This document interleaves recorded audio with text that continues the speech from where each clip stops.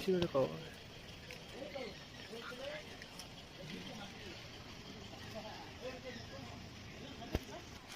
ভাই এখানে বসে কি করছিস ভাই?